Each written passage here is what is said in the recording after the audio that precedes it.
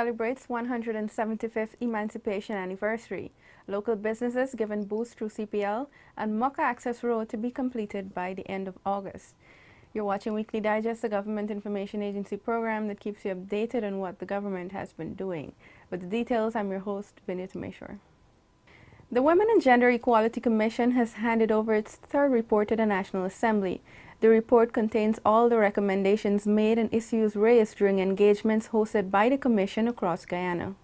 I know that to many it may seem to be a perfunctory act that you just hand this report over and that's it, it's over with. But the clerk and I, and in fact he more than I, he has started an engagement with the CEOs of the various commissions to see how we can make this far more meaningful. And I expect that when we resume our session in October, the clerk will have a proposal that we will put to the Parliamentary Management Committee so that we have an integrated network between the Parliament of Guyana and the commissions. That is the intention, and I know that the meetings have started, and we hope to complete them as soon as possible. My view is, as I've said before, that we not only will receive this report, but we will invite you to present your findings before the entire House of Assembly, and I'd like to have the House resolve itself into a committee format so it could have a question and answer session. The Commission in its work did not confine itself to address only gender-related issues, but also paid attention to other burning social problems. Some of these include access to justice and labor wages. We talked about the sensitization programs to be implemented for the trafficking in persons and sexual offenses, the creation of a policy on sexual harassment at the place of work, increasing the fines for the breach of the Protection Order of the Domestic Violence Act by perpetrators, the building code to be reviewed to include provision of access to persons with disabilities. Gender mainstreaming courses should be incorporated into the teacher's training curriculum. The HFLE curriculum needs review and relevant action so that the prevention of domestic violence and other forms of gender-based violence can be more effective. Advocate for all persons getting married to undergo marriage counseling by certified persons. Guidance and counseling should be available in schools. All cases of domestic violence and sexual offenses to be dealt by relevantly specially trained magistrate. Need provision for written protocols for tip cases. Noise nuisance offense should be determined by decibel level instead of affected private citizens. All cases of domestic violence victims who do not wish to pursue persecution against a perpetrator should be both placed on a one-year bond and undergo mandatory counseling from a certified provider.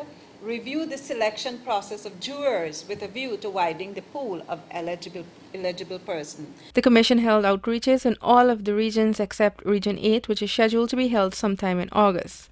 This report will be tabled in the National Assembly by the Speaker.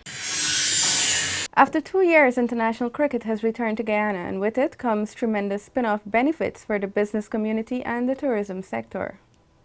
Just recently, when we hosted the West Indies versus Pakistan 2 ODIs here in Guyana, we had on the first day a sold-out crowd, and then about a 70% ticket and seats taken on the second ODI. That has encouraged a lot of people and brought in a lot of visitors to Guyana as well.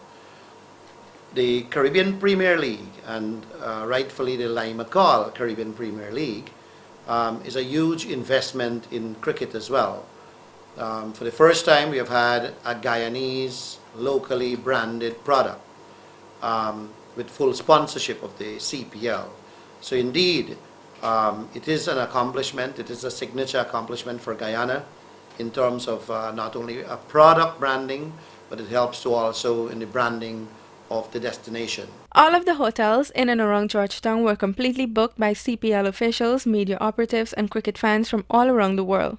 Additionally, taxi drivers, restaurant owners, tour companies, craft vendors, and other local businesses, particularly those selling clothing, benefited from the hosting of this mega event. So generally, there's a lot of benefits for almost everyone. It's a win-win for Guyana, for all the tourism stakeholders, for all our vendors, and the cricket by itself, in terms of the volunteers that had to come out or would have been part of the team to host this event, they also benefit from training through the CPL, because there are over 100 volunteers who will be at the stadium working from ticket booths to the security areas, manning the different pavilions, coordinating events, etc. So they also benefit, and in that way Guyana builds on its capacity to host mega events. Like McCall, a household Guyanese product, holds the franchise for this inaugural Caribbean Premier League tournament. Matches were played in the T20 format at the Guyana National Stadium Providence on July 31, August 2, and August 4. As a result of the enabling environment created by the government, another new investment has opened its doors, this time in New Amsterdam, as investments continue to proliferate across the country. The Bristol Mall was formally opened by Prime Minister Samuel Hines in New Amsterdam, Berbice on Friday, July 26, 2013. This is what we in government have been working for. We want growth and development of our people and our country, and we want our people to have a good life, a happy life, and we want it for all our people all over the country, no matter what race, what religion, where they live. We want it for everyone. This has been a dream of Charles Bristol, the owner of the multipurpose establishment, for over 30 years ago, and it has finally become a reality. The government of Guyana has created an enabling environment that encourages investment both local and foreign, and will continue to support those who wish to invest locally. Any business in our community, I think it is something which will relieve our residents or the people of that community to be more comfortable. In any business, once you have competition, well then people have a choice. And I think this will be one of their premier choice in New Amsterdam. One important advice I would want to give you, Mr. Bristol, is the way your staff will be interacting with the public. I think that will be very, very important. Sometimes your food or whatever might not be tasting well, but once the people who confront the public have nice words to say to them, that will be an attraction. The building houses the Bristol Lounge and the Kanji Pheasant Restaurant, which are situated on the upper floors of the mall. The lower floors have been rented to persons for businesses. All across the country, local investments have been mushrooming, an indication that investors have confidence in the economy. Construction of the Mocha Access Road East Bank Demerara is expected to be completed by the end of August. This is the main access road to several new housing schemes that are being developed. This road was basically swamp and garbage and all sorts of stuff when we came in here. And we had to do about in excess of a meter of excavation, sand fill, loam, crushed run base, and then the surface. We're basically about 95% completed, and we expect to complete at the end of August. We should be handing over this road completely to the ministry. The contract, which is being executed by BK International, was signed in May 2012 at the cost of $330 million. Before the construction of this road here, it was taking the residents here approximately 1 hour to get in or out of this community. It was really bad, but listening to the plight of the people and embracing or putting the necessary infrastructure in place to facilitate the government program as well, we have reconstructed this road here starting last May, and it's approximately 95% completed, with 100% completion within the next 3 to 4 weeks. It's just about 4 or 5 drainage structures remaining to be done, which are in progress. The road, 2 miles long and 22 feet wide, will facilitate access to the Remigrants Housing Scheme, the Providence Moderate Housing Scheme, and the existing Mocha Arcadia Housing Scheme. This road here is approximately 22 feet wide, just about 2 miles long, and it has significantly improved the lives of, let's say, the first people here in this community, the Mocha Barnwell area. I think they would have benefited most as compared to all the other developments we are doing here, because with our new developments, it's just people now coming into this community to reach a brand new road. But these, the residents of Mocha here who have punished for so long with a deteriorated road, I think they are overjoyed now. The construction of the access road forms part of the more than $9.4 billion that has been invested thus far in 2013 by the Housing Ministry on infrastructure on the East Bank. This does not include electricity and water. The construction of a 165-megawatt hydroelectric facility at the Amaila Falls creates an opportunity for Guyana to generate its own power. The Amaila project is also expected to lower the prices and subsidies which are provided to the power company by government. Government wants all stakeholders to have a clear understanding of the need for hydropower and the Amaila Falls project's importance. The need for the Amaila Hydro project is rooted in the fact that fossil fuel costs will continue to rise and the use of sustainable alternative energy sources is more and more being seen as the way forward. Once the project is operational, electricity costs for all power consumers will decrease substantially. Not simply a government project, nor a PPPC project. It is also an APNU project and an AFC project because it's a national project. Of course, given the recent country attempts in the Parliament, the government is seeking ways legally and financially to examine what avenues are open to it to advance the project. But fundamentally, and this is why the matter was brought to the Parliament, if the government could have done it without the national consensus support that it required, it would have done so. But that is the cleanest and neatest way to get it done, and that is why we came to the Parliament to seek parliamentary approval. Government has organized a series of public consultations to inform the public and stakeholders about the intricacies of the transformational national project, which is deemed to be the largest and arguably the most important undertaking since Guyana's independence. The Amaila Hydropower project involves the construction of a hydropower plant in the area of West Central Guyana, where the Amaila and Corribong rivers meet. Electricity produced at the flagship power plant will be delivered to Guyana's capital, Georgetown, and its second largest town, Linden, via an electric transmission line. Meanwhile, various sectors of society are supportive of the multi-million-dollar project. I believe it's an excellent project.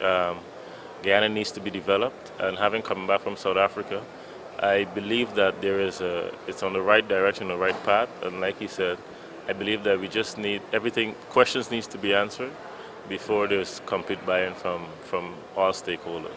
But it's an excellent project. The hydro project can do for Guyana is good. It will definitely bring down the cost of electricity and allow not only manufacturers, but all Guyanese to benefit from this. This project is a win-win situation, and I would like to encourage all Guyanese and more so combine opposition to put Guyana first. There's more to come. Stay tuned. About 190,000 students stand to benefit from government's school uniform program in 2013. Guyana is the only CARICOM country that is providing this form of assistance for its students to ensure all can access education. This initiative caters for students from nursery level to grade 11. The Housing Ministry is expanding its reach to all categories of workers. A 4-stage initiative has been implemented to create opportunities for working professionals from the clerical stage right up to high income. Homes are being offered for as low as $4.9 million. This is a part of the ministry's quest and firm determination to better living standards of all citizens, as government seeks to ensure all Guyanese are proud homeowners. The Amaila Falls Hydropower Project is the medium and long-term strategy for the country's electricity sector. It is where cheap and reliable energy will be derived for consumers both at the domestic and household levels. Guyana could become a nation taking the lead globally for renewable power and build investor confidence. Financial closure with the Inter-American Development Bank is within reach, and preparatory works on the long stretch of road to the Amila Falls site have gone a far way. The support of all stakeholders is critical to the success of this important project. Prime Minister Samuel Hinds, answering questions before the Economic Services Committee, has explained that the current cost of generating electricity is about $75 per kilowatt hour, whilst consumers pay $64. The support for the $11 difference is provided to the Guyana Power and Light Company by the government. The Amila Falls hydropower plant has the potential of generating electricity at $42 per kilowatt hour. We don't expect to call for support from the government anymore. Right? And then the difference between 42 and 64, $22, that could be distributed to different customers, different groups of customers. And generally, we've been looking to provide a bit more reduction to the industrials, to bring them on the system, and also to make the situation more favorable for employment. However, apart from Linden and the capital, Lethem, Madhya and Bartika are also being subsidized with electricity costs. But the only places the Amila Falls network would support would be Georgetown and Linden. The other areas are too distant from the transmission line on the network. At this current time, we don't think that it would be economic to bring them in onto the system. And so the subsidies to those areas will continue. It is expected that the cost saved would assist and enhance the other sections of the power company not involved in actual electricity generation. Minister of Public Works Robeson Ben inspected several ongoing projects that are expected to alleviate impacts of flooding in the city and farming areas in the west coast of Berbice in an effort to ensure contractors deliver quality work.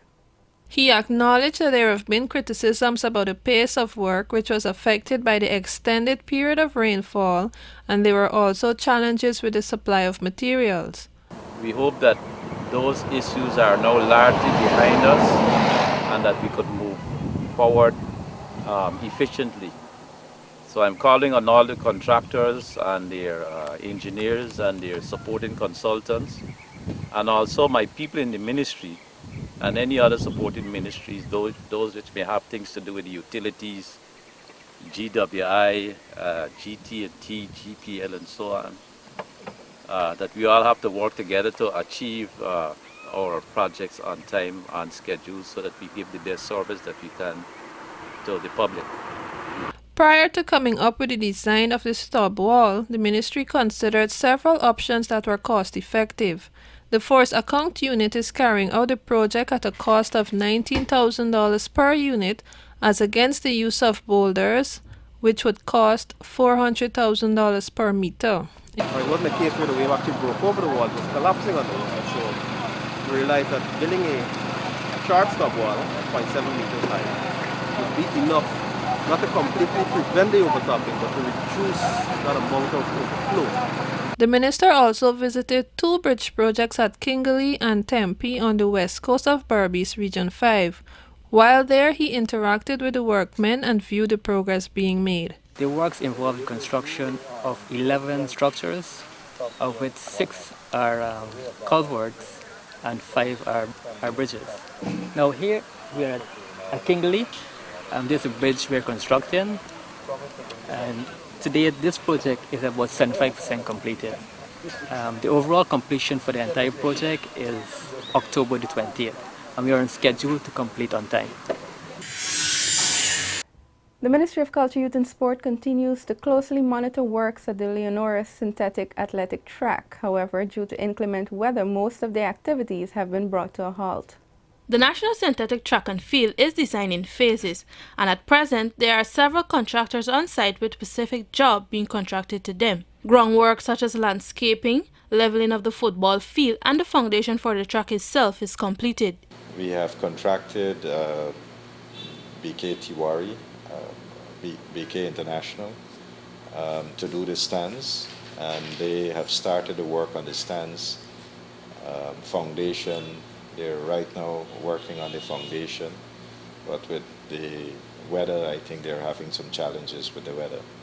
But nevertheless, the contract to do the stands have been given to this company.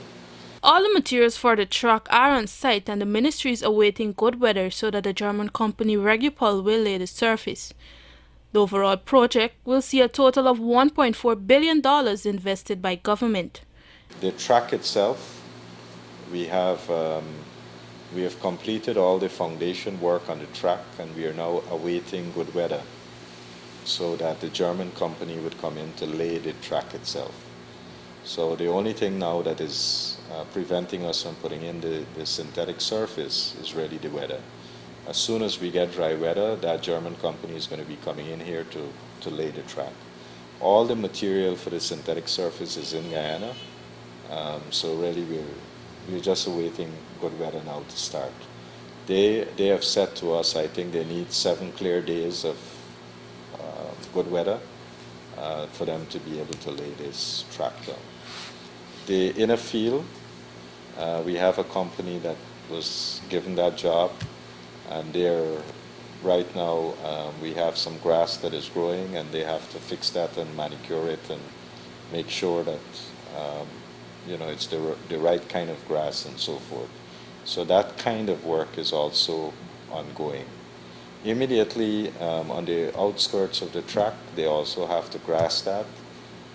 That should have started, and so we'll see a lawn like around the track itself. Right? The synthetic track facility sits on 30 acres of land and is one of the many sporting facilities being contracted by government to revamp sports and athletics in Guyana. In honor of the 175th anniversary of emancipation, several activities were held to commemorate the end of slavery, including libation ceremonies, exhibitions, and soirees. Several ministries and agencies held observances, including the Ministries of Housing and Water and Local Government on the eve of August 1. At the Housing Ministry's celebration, Minister Irfan Ali called for all to forge ahead in a unifying way with love, understanding, and patience. Today is a very important day for us to reflect on the meaning, to reflect on the sacrifices, to reflect on the conditions that led to emancipation finally. And it is important for us to understand that Guyana has a very important place in world history when it comes to the final closure of the slave trade and slavery. The debate today has moved on. We know that many countries in the world who are blessed with significant resources, much of which came from the exploitation that occurred in those days. The event saw the Central Housing and Planning Authority Choir rendering some songs along with performances by members of the National Dance Company. There was also drumming sessions by the Hebrew Family of Guyana Group.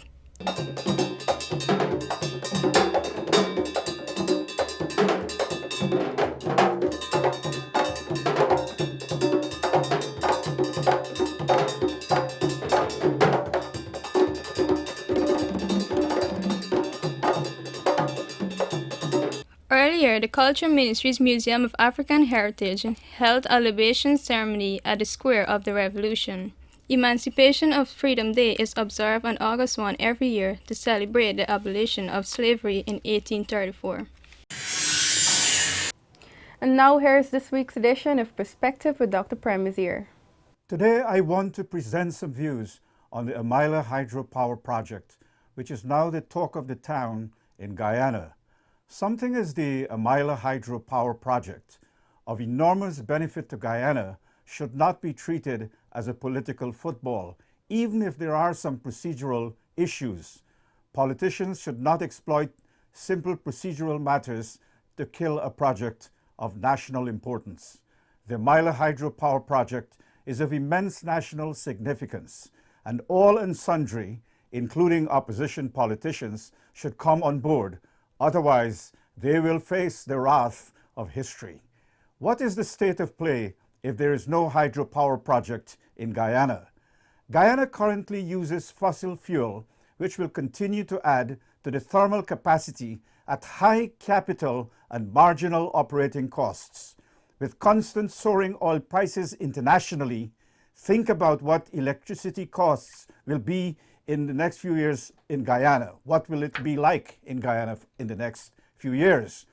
With the Myla Hydropower Project in place, Guyanese will begin to see some savings in operating costs. There will be reduced greenhouse gas emissions as a thermal plant may not be used, and there will be less dependence on imported fossil fuel. In 2011, the Myla Environmental Social Impact Analysis concluded that non-hydroelectric options, such as wind, solar, biomass, and thermal power plants, provide less advantages than the Myla Hydropower Project. And they arrived at this conclusion through reviewing factors as reliability of the energy source and operating and fixed costs. So alternatives to the Myla Hydropower Project are not on. Studies were also conducted to identify the best site for the hydropower project. Again, the Environmental Social Impact Analysis in 2011, after looking at the Myla, Tortuga, Kaieteur, and the Upper Mazaruni sand landing as possible sites, concluded that the Myla was the most suitable. Then there was the class report that reviewed the appropriateness of these 6 sites.